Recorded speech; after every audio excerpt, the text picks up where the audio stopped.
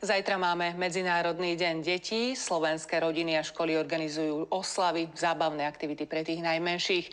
Charitatívna organizácia Mary's Meals však upozorňuje, že našu pozornosť a podporu si zaslúžia všetky deti na svete. V súčasnosti viac ako 60 miliónov detí nenavštevuje školu a hladuje. Viac o téme s Elenou Maslovou. Dobré ráno, vitajte. Dobré ráno, prajem. Aká je teda súvislosť medzi problémom detského hladu vo svete a problémom ich vzdelávania týchto detí? Sú to také dve veľmi spojené nádoby. My v Mary's Meals zvykneme hovoriť takú jednoduchú rovnicu, že škola plus jedlo rovná sa nádej. Prináša to nádej práve pre deti, ktoré žijú v krajinách s extrémnou chudobou.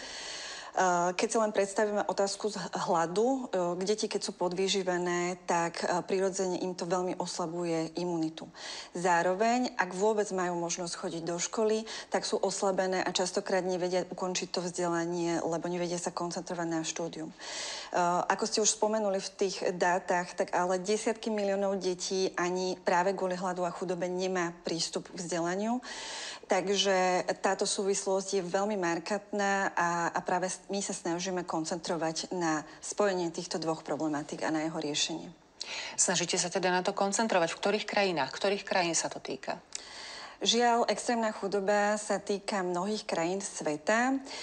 My poskytujeme rozvojovú pomoc deťom tam, kde tá potreba je naozaj najsilnejšia. Aktuálne pomáhame v 17 krajinách sveta. Sú to viaceré africké krajiny. Aktuálne je veľká potravinová kríza napríklad v Etiópii, ale sú to aj niektoré oblasti Karibiku, Blízkeho východu a Ázie. Čo to znamená v praxi takáto rozvojová pomoc núdznym deťom? Ja by som tú rozvojovú pomoc skúsila ukázať na takom príklade. Predstavte si, že trpíte hladom a ja mám možnosť vám pomôcť. Môžem vám uloviť, chytiť a dať rybu, aby ste sa najedli. Iste by vás to potešilo, nasytilo, ale nevyriešilo by to váš problém do budúcnosti. Rozvojová pomoc je práve o tom investovať tú energiu do dlhodobej pomoci, čiže obrazne povedané, dala by som vám prostriedky a naučila by som vás chytať tie ryby, aby ste vedeli byť sebestačná.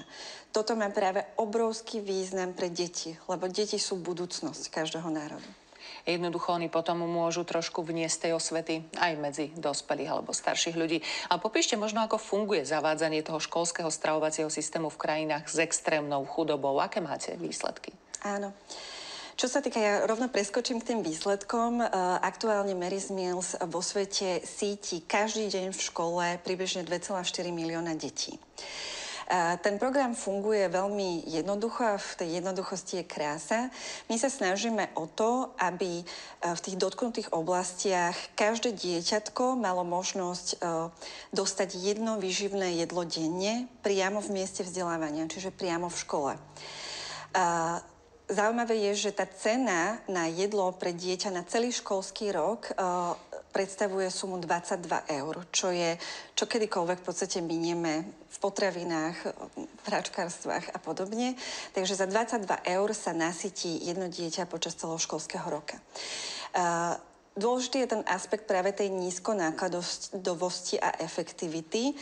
Ono celé by to nebolo možné, pokiaľ by sme nezapájali veľké množstvo dobrovoľníkov. Čiže aby ste si to vedeli predstaviť, napríklad aj v tých dotknutých krajinách mnohokrát práve rodičia tých detí ako dobrovoľníci varia tie jedlá. My zaučame tamojšie komunity, aby to vedeli robiť. Pokiaľ sú aj také prípady, že vedia už komunitne ten stravovací program v školách robiť bez nás, tak my sa odtiaľ stiahneme ako organizácia a ideme tam, kde nás viac potrebujú. Ešte je tam jeden dôležitý aspekt a to je podpora lokálnej ekonomiky, pretože všade, kde sa to len trošku dá, tak sa snažíme nakupovať suroviny pre tie jedlá od lokálnych pestovateľov, čo má aj pekné také vedľajšie efekty, napríklad tvorbu nových pracovných miest pre tých ľudí. Je to určite prospešné a užitočné a nám to prípada možno trošku vzdialené, tieto krajiny a ich problémy, pretože ten hlad tu nemáme, ani si to často nevieme predstaviť. Tak ako môžeme pomôcť, participovať, zúčastniť sa na týchto projektoch? Áno. Vo svete naša organizácia Mary's Meals pomáha už viac ako 20 rokov. Na Slovensku sme 5. rok. A práve trafili ste klinček po hlavičke, že naprvu môžeme mať pocit, že je to tak vzdialené vzdialený problém, že nevieme si predstaviť, ako my túto zo Slovenska by sme vedeli pomôcť. Dobrá správa je, že máme aj na Slovensku množstvo podporovateľov. Ak by som mala byť konkrétna, tak Slováci aktuálne cez náš program sítia viac ako 140 000 detí každý deň. Ale tá podpora môže byť nielen finančná, ale aj nefinančná. Ako som spomínala, tie komunity a dobrovoľníkov, to platí nielen v mieste, kde tá chudoba reálne je a kde zavádzame ten stravovací program, ale platí to aj na diaľku.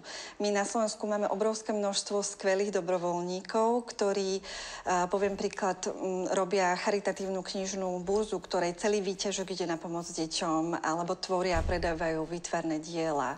Zapájajú sa dokonca aj školy, triedy, školáci, ktorí sa zúčastňujú nášho charitatívneho behu, alebo detičky pečú koláče a predávajú ich v prospech rovesníkov, ktorí nemali toľko šťastia ako naše deti. Ako je to v týchto krajinách možno prijímané pozitívne s vďačnosťou alebo s istým rešpektom, pretože nie všetky krajiny, či už sú tam náboženské rozdiely alebo sociálne, sú ochotné prijať takúto pomoc? Práve naopak, program Mary's Meals je už v tých dotknutých krajinách alebo v krajinách, ktorých sa týka ten extrémny hlad a chudoba pomerne známy.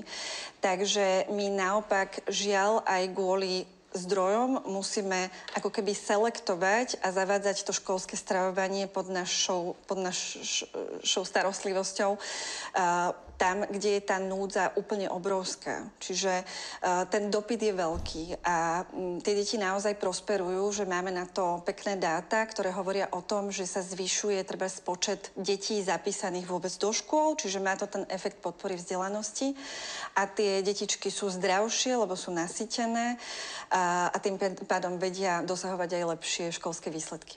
Tak to je určite veľký prínos aj k Medzinárodnému dňu detí. Veľmi pekne vám ďakujem za toto rozprávanie. Elena Maslová. Vďaka.